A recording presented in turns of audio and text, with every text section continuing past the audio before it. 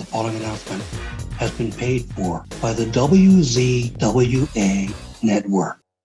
Hello, everyone, and welcome to the WZWA Network, and welcome to my review show here of AEW NJPW Forbidden Door number 2 from 25th of June 2023 from the Scotiabank Arena in Toronto, Ontario, Canada, in front of 14,826 fans. I'm your host, Karlifornia. Great to be with you all once again. Sorry that this review is up late, but I was watching this pay-per-view yesterday, and just before I was going to start recording the review, my power in my house went out for about 2 hours. So whilst that was being fixed, I went to bed. When I woke up, I thought to myself, you know what, forget it.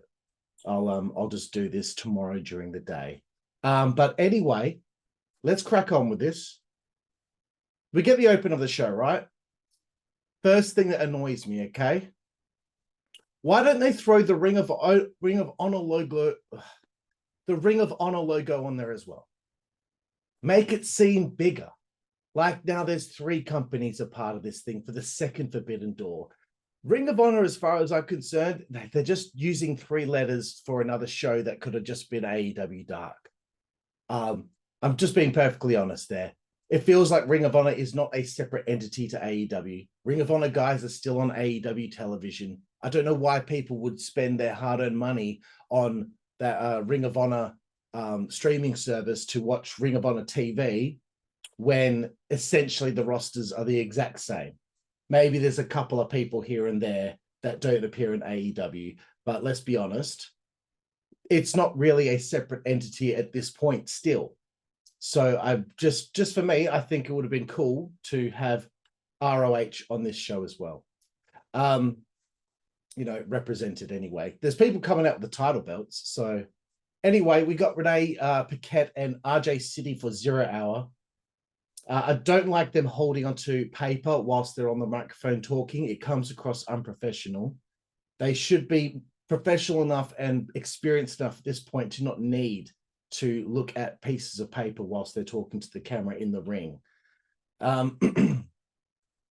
So anyway, look, the first Forbidden Door that we reviewed last year, I did it with Juicy Boy, and I did not give it a rating out of 10 because to me, I just thought to myself, that show was just so far out of the realm of what I like in professional wrestling that I couldn't even give it a rating. But I'll be honest with you, in comparison, I actually could digest this show a little bit better than the first one, to the point where I will give this a rating out of 10 because quite a lot of the show I did enjoy.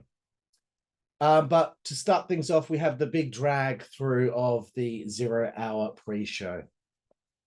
Starting off with Chaos, which is, I suppose, mostly the best friends, and El Desperado, taking on the Embassy, who are now known as the Mogul Embassy, I believe, since Swerve is a part of it, with Prince Nana at ringside. 12 minutes, 30 seconds this one went. But to me, it just feels like some of these multi-man matches that they do on shows like this, like it just feels like none of it matters. That's just me. But look, let's see how we go here. It must be good for Kevin Kelly to actually commentate live in person, not just at his computer, doing it from the other side of the planet when he's doing his English commentary for New Japan. But of course, annoyingly, I have to sit there and listen to Excalibur. And I thought to myself, does he even need to be on the pre-show? He's about to do a 4-hour main pay-per-view. Can't we just have Kevin Kelly do the commentary for the pre-show? Anyway, so the best friends are a subgroup within Chaos. And, look, early on into this match, this is the stuff that annoys me.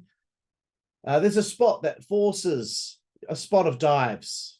And I'm not impressed or interested. I'm sorry. I'm not trying to be negative, but the way that they went about it, it just didn't seem to make any sense. It was just like forced. So throwing people to the outside, then they do dives. First one from Rocky, second from Desperado, third from Chuck, and then the fourth from Trent Beretta. What a coincidence that everyone happened to be in position to take those dives. So that's 4 dives in the first match. And trust me, we surpassed 20 dives on this show. So I was really trying to get into it, but it's just an 8-man tag with no meaning to it. It gets a "This is awesome" chant because these fans are programmed like sheep to chant it, even if the match is just a regular match that has a couple of specky looking little spots. I really wanted the heels to go over here. And look, I'm sorry if I sound negative out the gate, but trust me, my mood changes as the show moves on.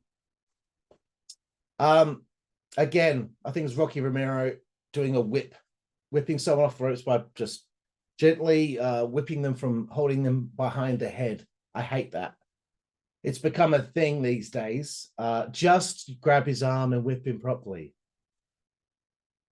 You have an assisted F5 hit by Brian Cage with Swerve Strickland helping him. And I'm like, pin him, pin him. No, Swerve has to hit another move to get the pinfall victory.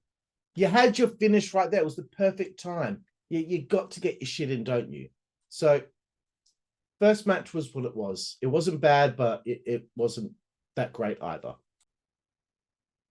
Sorry, I had to pause then because I had to cough. It's really cold here in Australia at the moment, so tiny bit under the weather. Under the weather.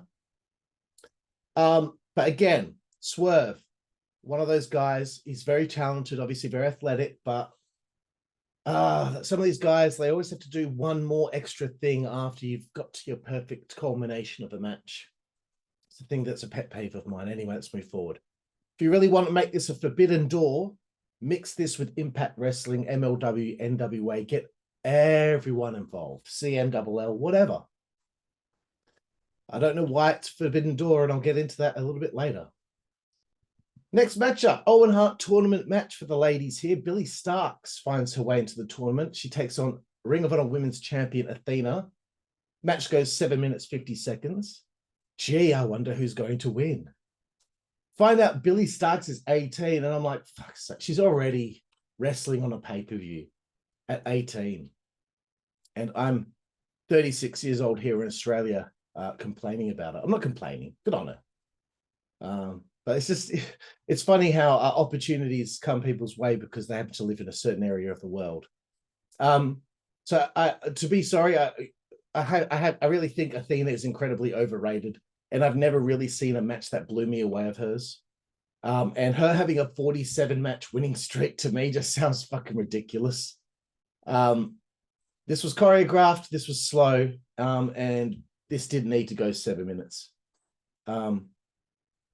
Billie Starkz is down at one stage, 3/4 of the way across the ring, and Athena goes to the top rope. 3/4 of the way across the ring. Athena, if you're going to go to the top rope, think about what looks realistic. You pull Billie Starkz a little closer to make it seem like you're attempting a maneuver. If she's that far away from you, then you know something is going to happen. And at some point, Athena did jump off the top rope. She got super kicked in midair into the gut. But to me, I was just like, when you're doing something like that, you have to make it seem realistic that you're actually going to be doing something, and it's not just leading to a pre-planned reversal spot. It's these things you've got to constantly think about, man. I think Billie might be a little green for this, and I don't think Athena is good enough to hide Billie's inexperience. There's too much obvious cooperation between the two. One cool part of the match, Athena hit a pop-up powerbomb, and then a kick to the head, and I thought to myself, that should have been the finish. Like that was ferocious. But no, she kicked out. Then they do a drop kick exchange, which I thought was very stupid. And don't get me started on all the exchanges of European uppercuts and forearms and chops and punches on this show. Just letting the other person hit you. Billie hits a swanton off the top rope to the outside onto the ring apron and misses. That's dive number 5 for the show. It looked rough, and it was actually probably the highlight of the match because it was a shot of the guy in the crowd afterward with a shocked look in his face, and it was actually quite funny. Like, and then he realized he was on screen, and everyone started laughing. Athena gets Billie back in the ring and hits this sloppy move for the win. I don't know what that move is, but why do you all have to have all these complicated things with your finishing maneuvers? Why do those have to be so complicated? Like, just power bomber. I don't know. Whatever it was, he picked her up for a power bomb, then just kind of like, I don't even know what it was. Anyway, it was what it was. Props to the effort of Billie. She's young and she gave it her all. I've come to find out that David Finlay is the leader of the Bullet Club and it's still going. Now I finally got my answer when I keep asking about what's going on with Ace Austin and Chris Bay in Impact. Moving forward, El Phantasmo takes on Stu Grayson with the Righteous at ringside. So Stu Grayson's left the Dark Order already. I don't know why that fucking stable is still going. It's not even Stu Grayson wants to fucking be in the thing anymore. Fuck, you gotta be kidding, dude. Just end it already. End it. It's on life support. It's been on life support for 1.5 or 2 years. But I thought to myself, why on earth is this a fucking match? El Phantasmo versus Stu Grayson. Like, nothing against the guys, but it just seems a little odd that these two would be taking up some time here. It's not that they really, push Stu Grayson on television every week. This is a match for like a Rampage or the former AEW Dark. Anyway, a nice spinning slam from Grayson, but I feel the cooperation once again between these two. We get a chop battle. We see it so much. I'm really not trying to be negative. I didn't really like the pre-show, okay? But as we get to the pay-per-view, I promise, my attitude changes, okay? Grayson rolls to the outside and, okay, yeah. Phantasmo goes for a springboard moonsault, like a lion salt from Jericho. But Grayson rolls out the way to the outside, and as Phantasmo goes to execute that lion salt, he lands on his feet, and he's already ready for a dive. What a coincidence that he knew that Stu Grayson actually had already got to the outside, and he went out and he hit his dive, and it was dive number 6, by the way. Another thing I'm sick of, when someone is on their back and they grab them by the legs and they roll them through and they're suddenly on their feet. Magic. It's just magic, bro. We get this move called the Thunder Kiss 86 from a Phantasmo, and Grayson kicked out of it. And I was like, on a pre-show, is it necessary to kick out of something like that? Then after this, I thought to myself, I don't know what's going on. It got a little confusing between the two here. We get a 450 splash from Grayson. That should be it, but it's not. And the production, of course, caught Phantasmo looking up at the referee's hand as the hand's coming down for the 3 count. Then Phantasmo hits this great tornado DDT and hits a pancake kind of maneuver on Grayson for the win. And the crowd's standing and applauding. And I'm like, I can't do this, man. I can't do this. It like nothing against the guys. They E for effort. They tried their fucking heart out. But I thought to myself, the match wasn't that great. It was just a bunch of stunts and whatever.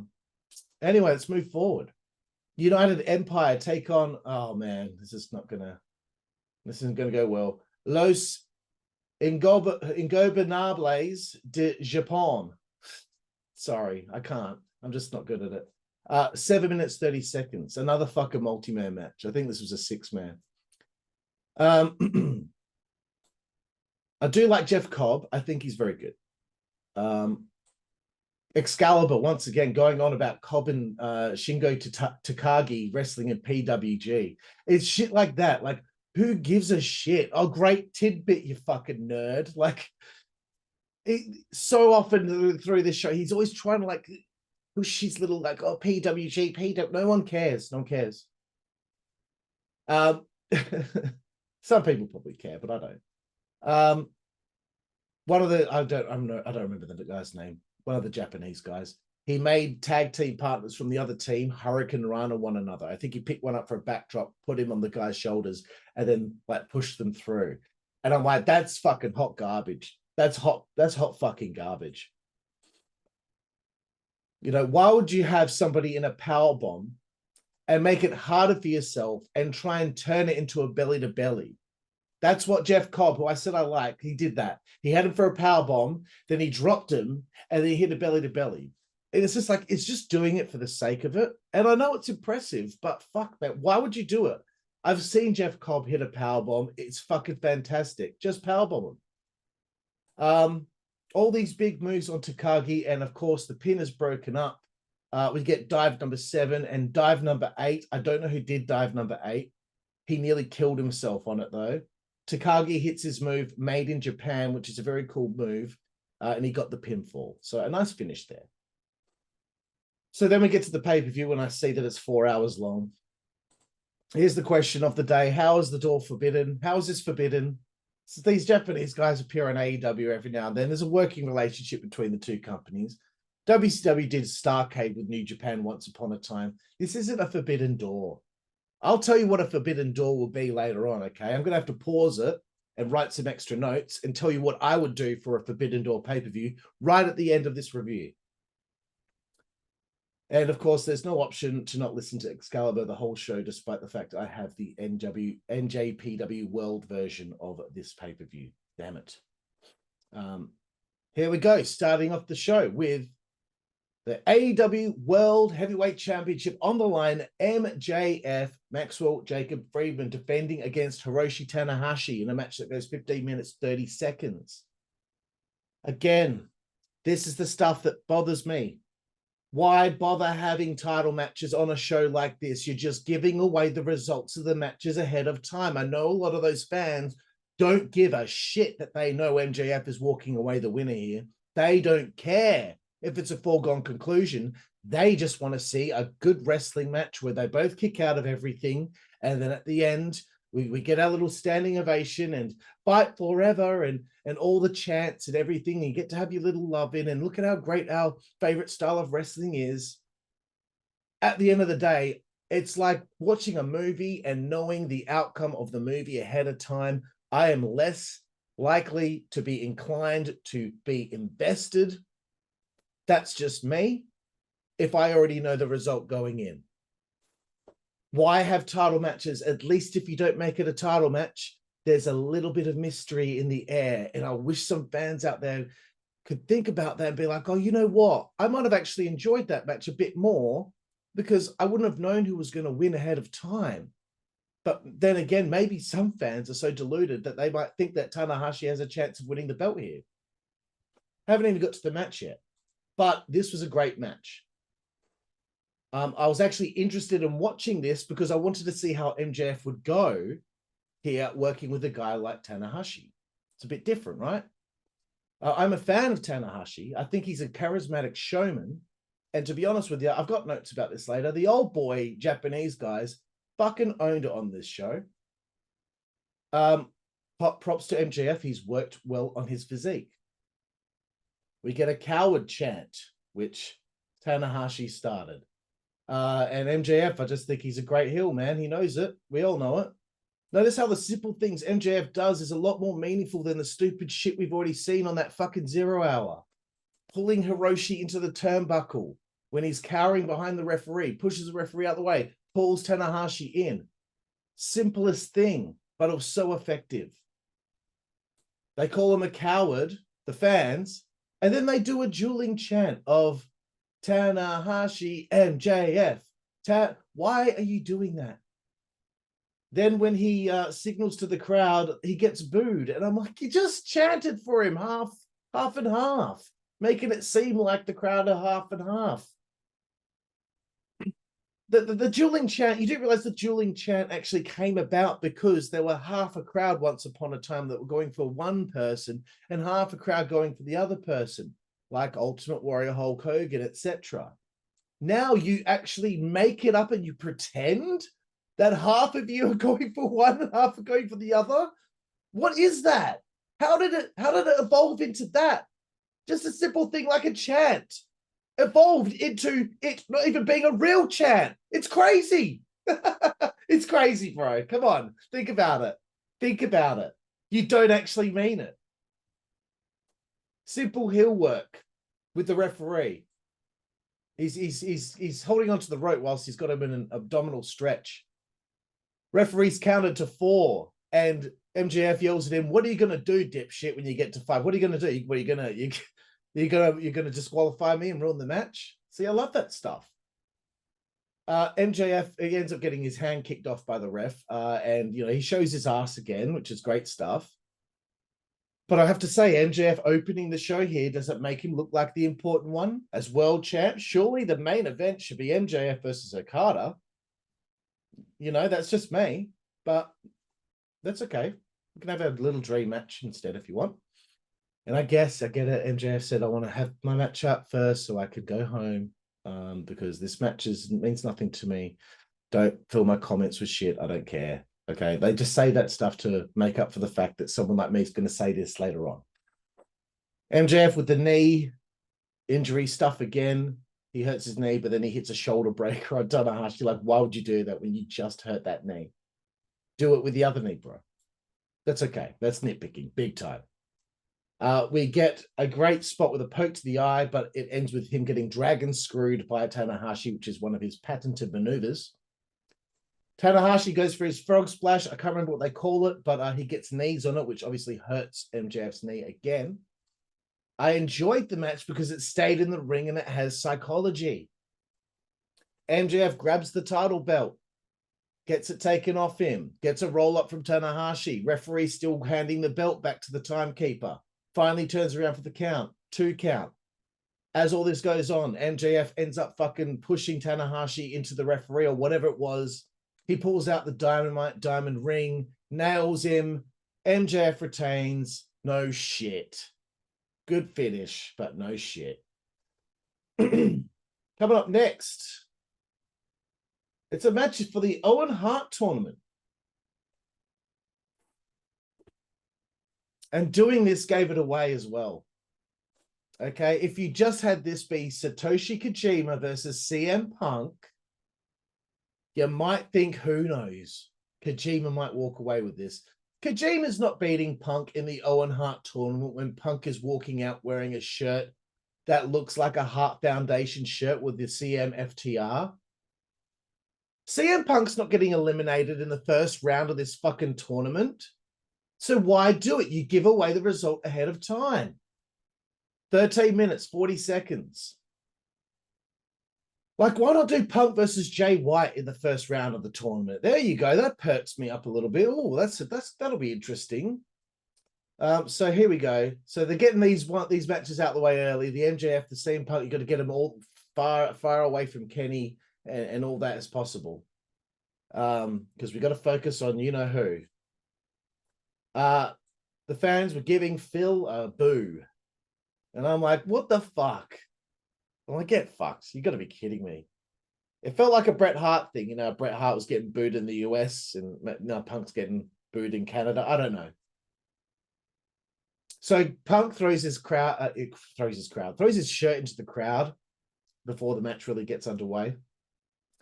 And the fans were, these fucking fans, bro, they're such marks. They're yelling, throw it back, throw it. I think they're the ECW crowd, and this is John Cena.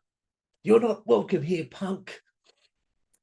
And guess what? The dude kept the shirt and didn't throw it back. So fuck you. Eat shit.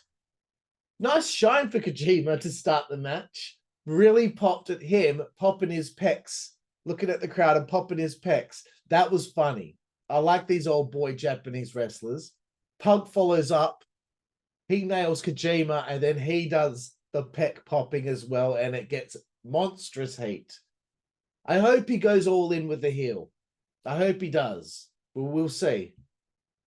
Punk makes Kojima look like a fucking monster here. He got knife edge chopped, just tumbling into the timekeeper area, feet overhead. Punk working the crowd so well here. Punk gets hit in the balls with a big-time elbow drop from the top rope from Kojima. Then Punk follows up with a huge elbow of his own. Impressed with the distance he covered with that. And then the kick out led into an immediate Anaconda Vice. So that's cool. Punk goes for a GTS. Punk was kind of making fun of Tenzan, who I believe was Kojima's tag partner with the Mongolian chops. They were getting over. He cops a Koji cutter, though. He goes for a lariat. That's Kojima. Punk reverses, swinging neck breaker. The fans really wanted Kojima to win with this. GTS was reversed. We get a brain buster from Kojima. Close 2 count. I thought to myself, this has been excellent. Soon after, GTS from Punk, and he wins and advances. Well done to them both. Despite the fact that it was a foregone conclusion, there were a couple of moments where I had a little, oh, maybe. So well done. I'll give them props to Punk and Kojima right here, right now.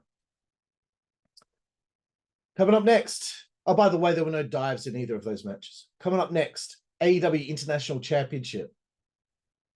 Orange Cassidy, the champion, taking on Katsuyori Shibata, Daniel Garcia, and Zack Sabre Jr. in a four-way first pinfall for a finish match in 11 minutes, 15 seconds. Early on into the match, we get dive number 9 by Orange Cassidy. It wasn't too bad in the early going, right? Started off okay, but then they do a dumb spot with the kicks and the dumb spot with the abdominal stretch. And I'm like, come on, guys. This is why I hate multi-man matches, because it ends up being choreographed with stupid stuff where nobody's going for a pin. Then we get, well, geez, there's Orange Cassidy and Shibata sitting down cross-legged in front of one another and slapping one another. And I'm like, why would anyone do this? I like Shibata, but do we always have to have like a fucking idiot Orange Cassidy? Every single match, does some stupid shit always have to happen? Because for so long they were doing this, and the other two were just on the outside. And it's like, there's no way they were incapacitated for that long. I know that this is the thing with 4 ways, 2 guys in the ring, the 2 guys have been knocked to the outside or whatever, so they could do their spots in the ring. But after a while, it's like, I would love to just see a 4-way where all 4 are just up and fucking doing shit the whole time. I thought Zack Sabre Jr. was the shine in this match here. He worked on Orange Cassidy's injured hand, and I like the manipulation of the fingers and the joints and everything. Nice stuff. I also liked the interaction between Shibata and Zack Sabre Jr. Some good stuff there. Garcia actually was very entertaining in this as well. He gets kicked and wiped out by Shibata, but then Orange Cassidy shoves Shibata out the ring, gets the pin on Daniel Garcia, which I'm sure is the reason why Garcia was in the match, just so he could be the one to eat a pin. Let's move forward. I had to pause again to cough. Coming up next, another foregone conclusion. IWGP World Heavyweight Championship. Sanada, the champion, defending against Jungle Boy. 10 minutes, 45 seconds. We know who wins this, so whatever. I've been saying that I think Wheeler Yuta is the most overrated wrestler in wrestling today, but to be honest, I think Jungle Boy has trumped him, and he is. Let's see if Sanada makes him actually wrestle instead of rely on high spots. Dive number 10, how convenient. Suicide dives don't matter if there's already been 9 of them, Jungle Boy. I did laugh, though, at this thing that Sanada does called the Paradise Lock, where he locks him into this thing, and the guy is just like, with his ass in the air, face into the ground, and his hands and feet are all locked together and they can't move. I thought it was funny, but instead of drop kicking him in the ass cheeks, why don't you just fucking stomp on his head, dude? That's the thing that annoyed me about it. It was great, but if his head's right there, why wouldn't you just go boom? So, I didn't mind the back and forth here. Sanada hit a nice TKO, and Jungle Boy was being forced to wrestle instead of relying on bullshit, which is good. And I think Sanada is actually great. He had a great Shining Wizard, some good near falls, and then he hits a moonsault on Jungle Boy, and it's over. And I was like, that was good. Didn't overstay its welcome. 10 minutes. I like it. This is the part, though, that fucking sucks. I don't know what the pretense is to all of this. Jungle Boy just went through hell with Christian Cage for I don't know how long, and Luchasaurus. He's dealt with all this BS for so long. He's lost this match. To me, I don't know the pretense to anything going on here with him and Hook with their group. So their tag team Jungle Hook. So creative, because it's like that cartoon Jungle Book. They're at the stage, and their Jungle Boy turns on Hook and clotheslines the shit out of him. And I'm like, why would he do that? Why? His friend came out with him to ringside. He lost the match, and then he just clocks Hook. And I'm like, what reason would he have to clothesline him? And now suddenly he's a bad guy and he's making fun of the he's making fun of it, and he's turned into a bad guy, whereas 10 minutes beforehand he was completely normal. What? Because he lost a match? Is he now? He lost he's lost his good sense of self. It's fucking stupid. That's a heel turn for heel turn's sake. At least Vince Russo fucking came up with a reason for people turning heel and didn't just do it for the sake of it. So please, anyone out there, correct me if I'm wrong. If there was any build up to this and there was some sort of thing going on with Hook and Jungle Boy that was really been bubbling for months and months on end and is a compelling story, then please, I'm all eyes and ears. But Hook is down forever from a clothesline. Like just on the floor down. Oh, but they're on the stage, so when he hit the ground, maybe he got no. Considering it takes fucking so much to kill some of these guys to get a 3 count, no. And shouldn't Hook be getting up looking super confused? Give us a tight shot of his face. He just gets up and he's just holding his head and he just slowly walks off. Wouldn't you be fucking pissed off? Like, what the fuck was that shit? What the fuck did he do that for? I'd be fucking. That's how people naturally react to things like that. They don't just get up and but that's the way Hook. No, he's not.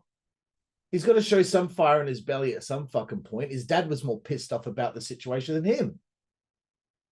Let's get to the next thing, which has so many fucking notes. So they do a little good thing and then they ruin it with something. 10-man tag, Blackpool Combat Club with Takeshita and Shota Umino taking on the Elite with Eddie Kingston and Tomahiro Ishii. 21 minutes, 25 seconds. This did not need to go that fucking long, bro. Why the fuck does MJF get 15, Punk gets 13, and the World Heavyweight Championship match gets 10, which I wasn't bothered by.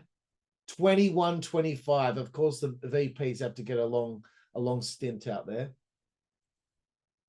Rick Knox is the worst referee in wrestling history.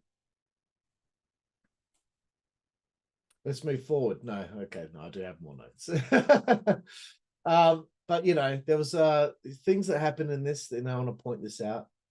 2 guys are in the ring wrestling, and then all of a sudden, Wheeler Yuta just gets into the ring and runs it at one of the opponents. And I'm like, I know it's a pre-planned spot, but why would anyone? It's not how it works. You can't just run into the ring for whatever fucking reason you want. This isn't the video game where you can do that. I know you can do that in like 2K23. You just get in the ring. But Kingston and Moxley face off, which was the most interesting part of the early goings of this. Wheeler Yuta and one of the Bucks get into the ring whilst there's a face off, and then everyone just gets to the ring because Rick Knox can't do shit, and it's going to lead to, you know what? You know why this happened? It's leading to bullshit dives. They all brawl. Oh wow! What are the odds? What are the odds that some of the Combat Club fall onto the part on the outside of the ring where there's way more of a gap than the other sides?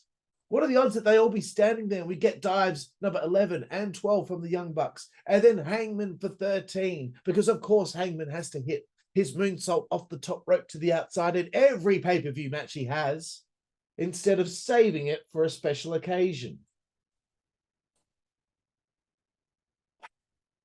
I'm just like, Knox, get the people out of the fucking ring. It happened the whole match. The dives were completely out of place, by the way, and I hope you all realize that. Go back and watch it. Go back and watch how forced that situation was so they could do their little dives. Just for the highlight reel, just for the music video, hey? Instead of having it be because of happenstance or the fact that it made sense. Ishii's in the ring and he just gets knocked out. But I think, was it Moxley that knocked him? I don't know. Can't remember. Ishii gets tagged by Kingston. And okay, there's this really weird part of the match, okay? I believe Ishii's in the ring and he's maybe, I don't know, he's wrestling with. I don't know who he's fucking around with. He must be, who's he teaming? He's teaming with the Bucks, isn't he? So he's I don't know if he's in there with Claudio or whatever, but on the outside, where the Bucks and Hangman Page are supposed to be on the ring apron, Eddie's down like below on the ring apron selling or whatever, and they're all just standing on the floor, like where the ring post and the ring steps are. Like the two young Bucks and Hangman, they're just standing on the. And I'm like, why are you standing on the floor? Like Ishii's in the ring right now fighting one of the guys. Why isn't everyone on the fucking ring apron like you're supposed to? What if he needs a fucking tag? This is a tag team match, right? I know it doesn't fucking matter to people like Rick Knox, but to me, I was like, I've never in my time in wrestling as a fan, when I watched the late 90s through the early 2000s, I watch any wrestling show, whether it's TNA, whether it's WWE, whether it's Ring of Honor, any fucking wrestling company, and I never, in a fucking 10-man fucking tag, whatever this is, I never saw people just standing on the fucking floor on the outside when you're supposed to be on the ring apron and you're supposed to have your fucking hand on the tag rope. I don't know what they were fucking doing. Both, by the way, both Young Bucks get German suplexed at the same time. And then now we get the overuse of the super kicks. Takeshita hit a sweet blue thunder bomb on a Young Buck, but of course he doesn't get pinned by that. And I thought to myself, at this point, how long is this going to go? We get a fight forever chant, and I'm like, it's already gone forever. Then one of the Young Bucks tries a springboard fucking, I don't know what the fuck on Wheeler Yuta. They completely botched it, and I was so happy because it's like, you just add too much overcomplicated shit just for the fucking pop of it, mate. That's why I don't fucking like watching them wrestle, because they do shit for the sake of it just for a fucking pop. They don't do it because it makes fucking sense. They do it just for a fucking pop and for Meltzer to fucking blow his load in his fucking lonely pants. Crowd are silent after chanting fight forever after they fucked that up. Now you want it to be over, don't you? The tag stopped mattering a long time ago. This is the Rick Knox special, baby. Dive number 16 from one of the Bucks. Pretty sure the other one hit number 17 that didn't get on camera. That leads to Tomahiro Ishii hitting a brainbuster on Wheeler Yuta to get the pin. Glad the old boy got the pin, but what the fuck reason does Ishii have to be the one to get the pin in this match? And I'm going to get into that a little bit later. I've got analysis on when the Japanese guys and the New Japan guys get the victories and when the AEW guys get the victories. And it's very, very fucking interesting. Despite my you know, the way I'm feeling right now from how much I did not like that match, I did, for the most part, enjoy the show. Coming up next, AEW Women's World Championship, Toni Storm, the champion, defending against Willow Nightingale. 10 minutes, 30 seconds. Okay, ladies given a little bit of time here. Of course, it's their token match on the pay-per-view. But, you know, the title matches just give away the result. And you know, Willow getting that pin over Mercedes Moné, Sasha Banks, is really good for her. Let's be honest. Even though Moné got hurt, which led to her getting the pin on Moné, still, I think it's kind of, you know, lifted her up in the eyes of the fans. And at this point, there's still 2 hours to go in the show, and I think 4 matches left. 2 hours. Willow was showing a lot of fire, more aggression than I've seen from her in the past. I thought these two worked good together. Nice DVD on the apron from Willow, although we saw it on the pre-show earlier from Brian Cage. So again, rule of one. But there was a great running Spicoli driver from Willow in the ring. Saraya and Ruby are thrown out of the match for getting involved, and they were incredulous about it, which I found quite amusing.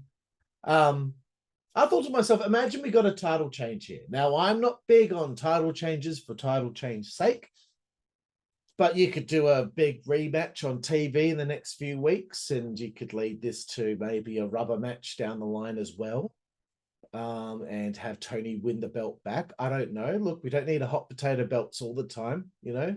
The world doesn't need to be a TBS championship for these other titles, which clearly is the hot potato belt.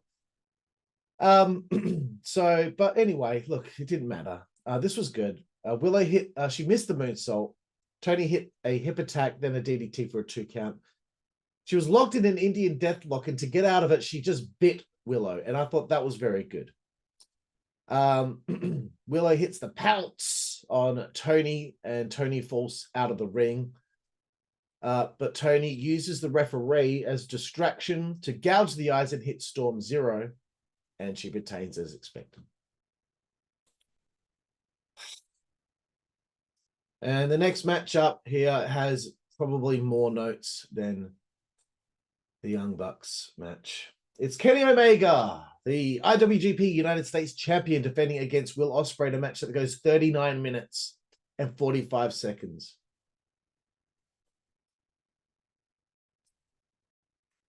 Here we go. Just you'll be surprised with how I feel about this, okay?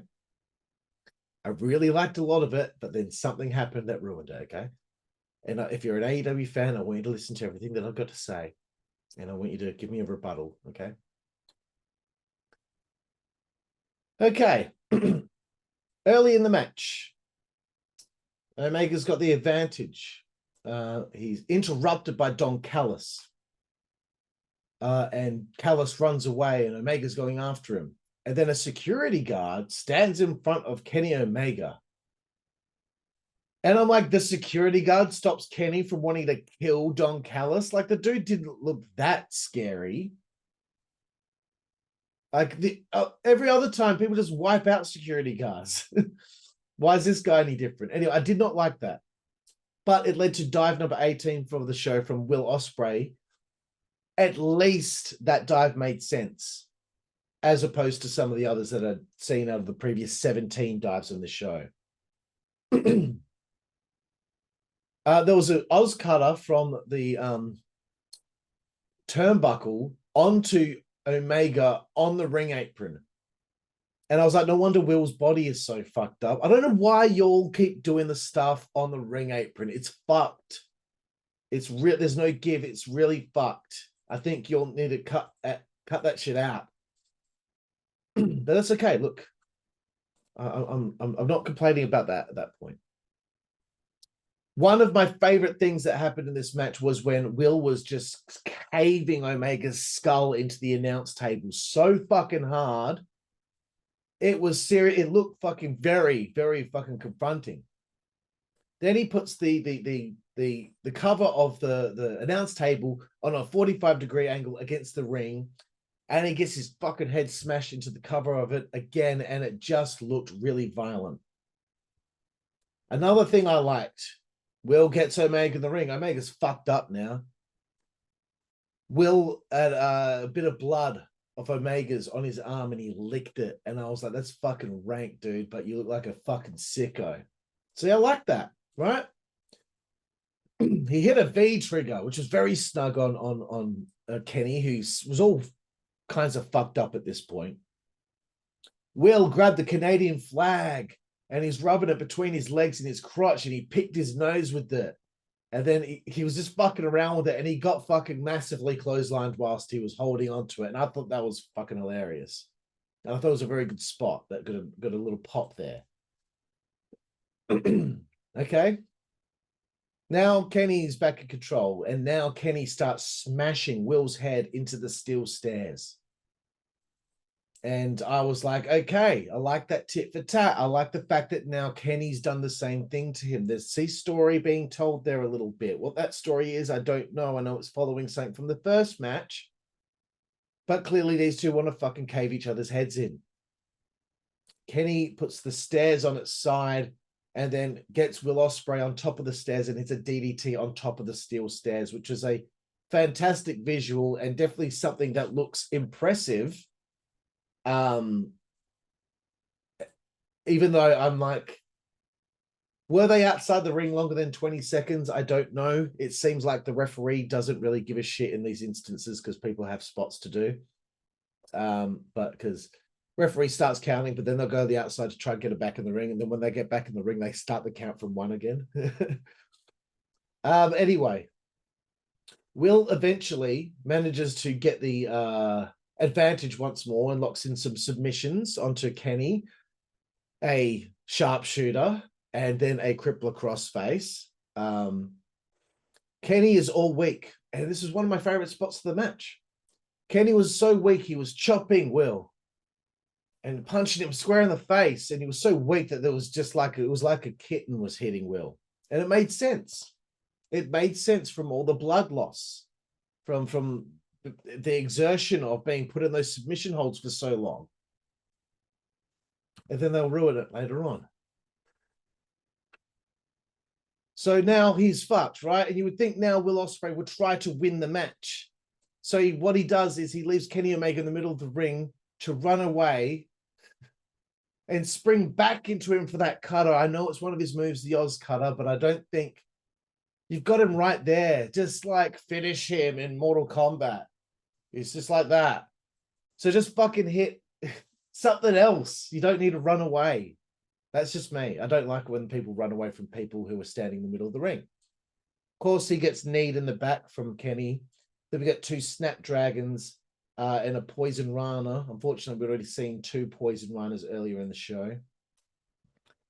And then this is when I start to get a little bit like, because I'm like, how many times do they have to be hit full force in the fucking skull with a kick, with a knee, which is such a hard part of the body, before it's enough? Will hits dive number 19 with a sky twister press, which unfortunately didn't make a whole lot of sense this time, as opposed to the first one. Then I'm thinking, how long is this going to go? Because, you know, they had a great story being told, but now we start to get a little bit of fluff in here, right? Like just shit that's taking place for the sake of it, just kind of just continually going back and forth. We're starting to lose our story a little bit as far as I'm concerned. Jumps from the top rope, Will Ospreay does, and it's an Oz cutter on Kenny Omega, and Kenny kicks out. And it was quite flush. But I'm like, come on, man. How many more things do you have to do? So Don was ejected earlier in the match, and he just came back out. And the referee, I think it was Bryce Remsburg, maybe, I can't remember. The referee just doesn't seem to really fucking do anything about it, nor give a shit. He was already ejected. If someone's ejected, then surely there should be some sort of, I don't know, rule where they have to be held from coming back out by security. So I would say maybe don't eject him in the fucking first place. If you're going to fucking just make the referee, his word mean shit all, then don't do it in the first place. Okay, so we get a running knee to the skull, and he doesn't try to go for a pin. This is Kenny, right? And this is where they always lose me. They do too many fucking things. Don gets involved and grabs Will. He doesn't want him to cop another V-trigger. The referee comes out. He's pulling on Don. Get off him, you know. Stop being so involved in this match. And Don finally lets go, and another V-trigger is attempted. But Don has given Will a screwdriver, right? He's been hit. No, he's been hit, but he's given Will a screwdriver who's still got just enough in him to realize what he's got. This is the part that I've fucked off with the most. He's picked up for a fucking one-winged angel and fucking screwdriver into the top of the fucking skull of Kenny Omega. I've got to stop swearing. Then Will, I don't know what he did afterward. He did the Stormbreaker. Sorry, that the big move of his. He hit the Stormbreaker. Okay, I don't give a fuck what any of you fans out there think. This was the finish. They'd already done enough. You got stabbed in the head with the screwdriver again. You got hit with the Stormbreaker. This was enough, right? Okay. Kenny manages to flop his foot very, very weakly onto the bottom rope. And I was like, that's bullshit, dude. He just got stabbed in the skull with a screwdriver and then got hit with two massive things. Oh, he got the elbow in the head first before the Stormbreaker. So that's like his two big fucking moves after a screwdriver, by the way. And that's not enough. Now, here we go. Now, this is the part that makes me say, everything you did in this match, boys, all of that great stuff, even the stuff that was a little bit fucked, that, you know, that I haven't been happy with, can let it slide if the finish itself is fantastic in the right point of time. This undid everything as far as I'm concerned. Will hits a V trigger. Then he hits the one-winged angel, Kenny's move on Kenny. And Kenny kicks out at one and he's wide awake and he's fired up. Nope. When people who aren't really fans of wrestling have the chance to watch wrestling and they'll say something like that, I guarantee you that gives them all the fuel that they need to be like, see, this is such phony bullshit. We get all these unprotected shots to the head. Like, yes, I know that they're probably working it so they're not getting hit, but like this deep in the match, they're getting kicked in the fucking head, kneed in the fucking head, and they don't go down. It's too much. It's incredibly unrealistic. We'll hit some move that's called the something driver 91. I don't know what the fuck Excalibur called it, but it's like a double underhook, and I think, you know, just whatever this driver is, you just get apparently just dropped on your fucking head. And Omega kicked out of it. Then he gets another one of those elbows to the head. I can't remember what it's called, the blade something. I don't know. And then another Stormbreaker. And then finally he gets the pinfall. And I'm like, for the fucking love of God, give me a second here. I understand that a lot of the fans out there were like, oh my God, what we just witnessed. Meltzer's probably fucking loving it. Alvarez is probably with Meltzer going, man, what a match. How many stars is it going to get this time, man?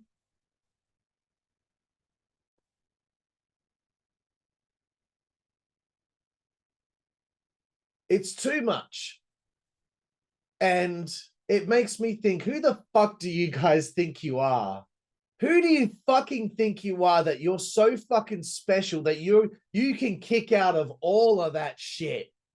That you can no-sell shit at that point in the match. Don't give me any shit about Hogan or Undertaker or Ultimate Warrior or any of that shit.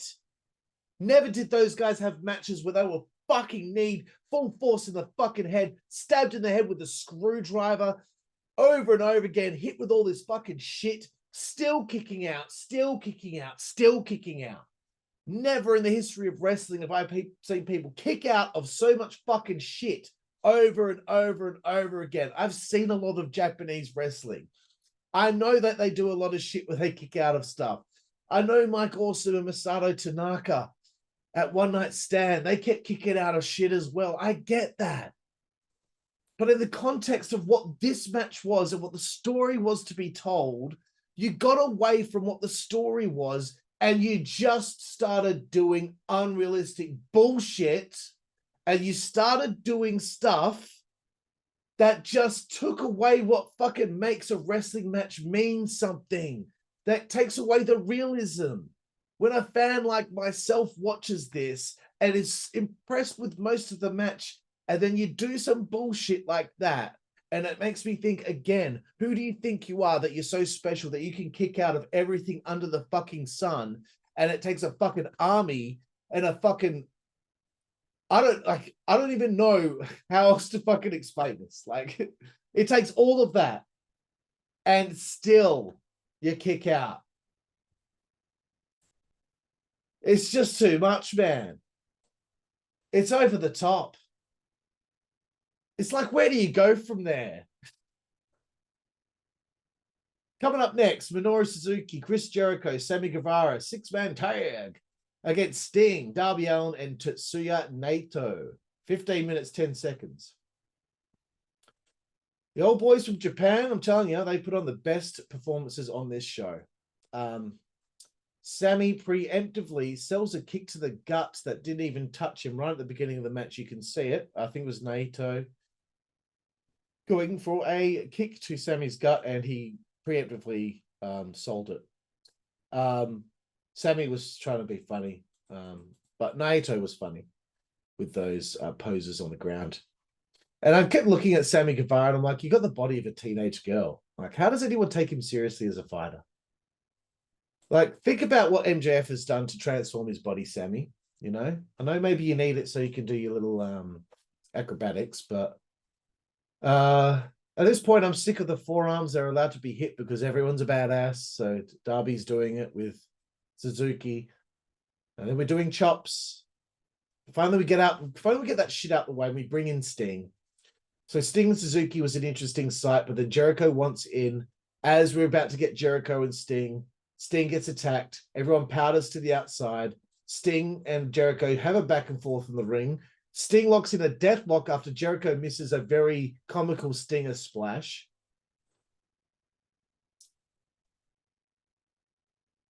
As he's got the death lock locked in, Sammy, I don't know why we have to fucking see this again. Will Ospreay just did this fucking move like 3 times in the previous fucking match.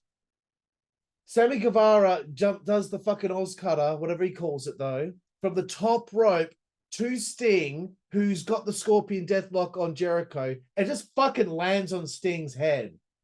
And I'm like, I wish, Sting, you wouldn't let these fuckwits do whatever they want. I know that you want to show you're a team player, but fuck that.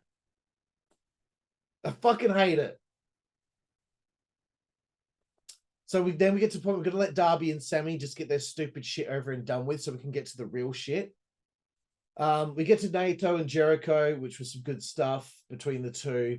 Darby hits dive number 20 onto Suzuki, and then number 21 onto Jericho, but he gets hit with a Judas effect. Sting is placed on a table on the outside of the ring. Jericho tells Sammy to jump onto him, and Sammy hits a 630 from the top rope to the outside through a table onto Sting for dive number 22 of the show, which looks, you know, impressive, I suppose, but everyone's already forgotten about it 30 seconds later. It meant nothing. For such a fucking acrobatic move through a table with very high degree of difficulty. Sting had no-sold it as well, by the way. So Sting ended up getting back in the ring during Jericho and Naito battling each other and ends up locking in a deathlock on Sting. So Sammy did that essentially for nothing, and it took Sammy out of the match.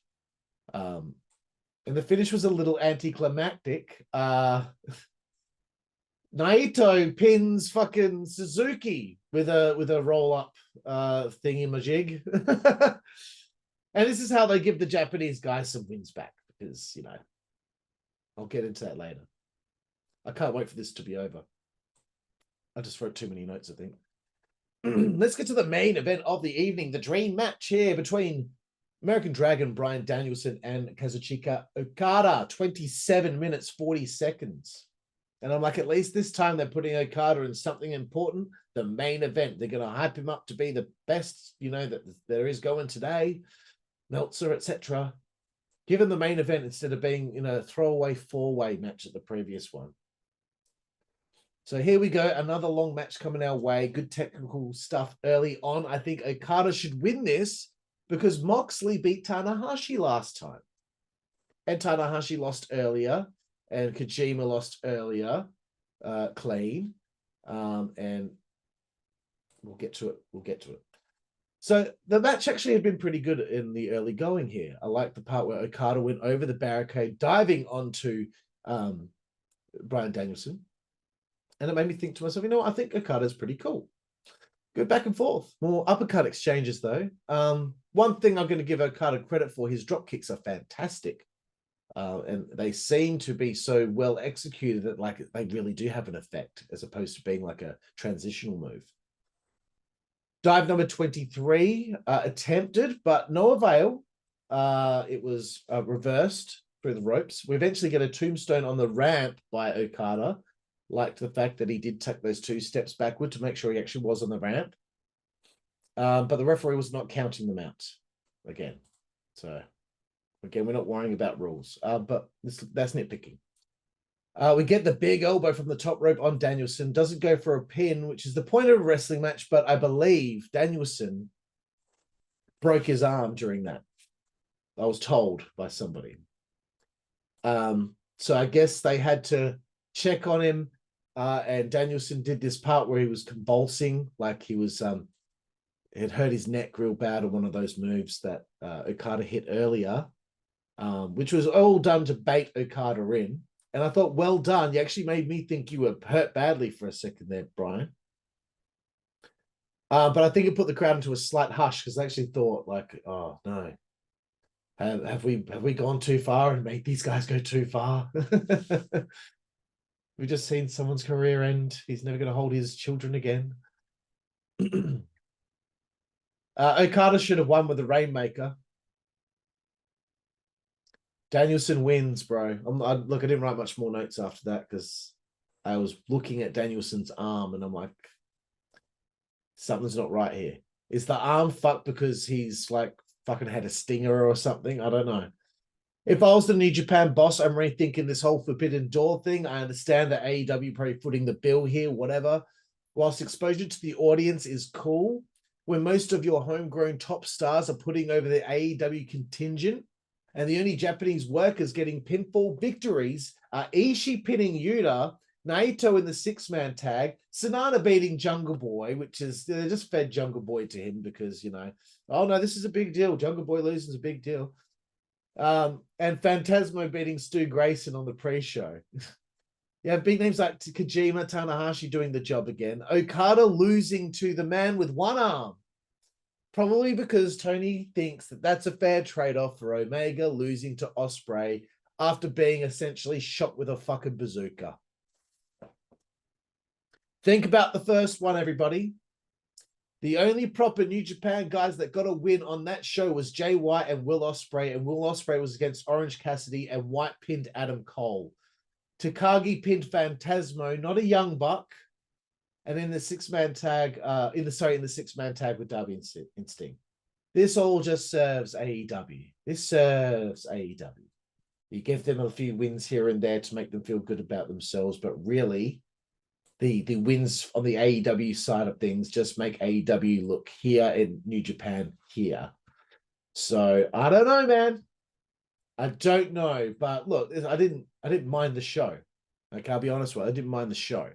And this is the part where I'm going to pause this. I'm going to write something, and then I'm going to finish this off what I really think a Forbidden Door show is supposed to be. Then I will give my rating out of 10. Okay, and we're back. I've just written my card for what I would do for a Forbidden Door event. Okay, this was fun. I think I wrote 8 matches, and a lot of the matches I don't have people's actual names in there because a lot of these would happen to be, you know, it would have to be certain people who were world champ at the time, not the current person that's a world champ or a champion of this company, because, you know, this would be a year down the line, okay? So we don't know what the lay of the land would be. I'd start off the show by, you know, I start off by essentially making this, hey, everyone, this show is a Forbidden Door because we are now involving everyone, okay? And there could be more matches added to this, you know, maybe we probably need to add more Japanese legends like Tanahashi or Naito or whatever. But I remember I just wrote this in 5 minutes. I'd start off by doing no title matches on this show, but we would have a lot of matches between 2 people or 2 performers that are champions. So the MLW would be a part of this, the NWA, GCW, Stardom, Impact Wrestling, Ring of Honor, Noah, AEW, New Japan, etc. Let's open the fucking Forbidden Door. MLW Openweight Champion would take on the NJPW Strong Openweight Champion. would have the NWA World Tag Team Champions La Rebellion taking on the Lucha Brothers, who are the Ring of Honor Tag Champions still, I believe, because that could be seen as a dream match for some people. NWA World Women's Champion will take on the TBS Champion from AEW, non-title match. The Ultimate X match would be on this show. The Impact X Division Champion would take on a person from AEW, Darby Allin, El Phantasmo from NJPW, and maybe a fourth person from, I don't fucking like, GCW, whatever, or MLW, whatever. As long as we have enough, of each company being represented here. I would have a Goddess of Stardom champion versus the Champions tag team match against the NWA World Women's Tag Team Champions and the Impact Knockouts Tag Team Champions, non-title. But we're all going to have to agree on some companies are going to have to lose some matches here in hopes that there's going to be good faith that next time you're going to get a little bit of something, and it's going to be about give and take, World of Stardom champion taking on the AEW Women's World Champion, non-title. Then this is a big one. I would have an 8-man tag because you love your fucking big tag team matches in these shows.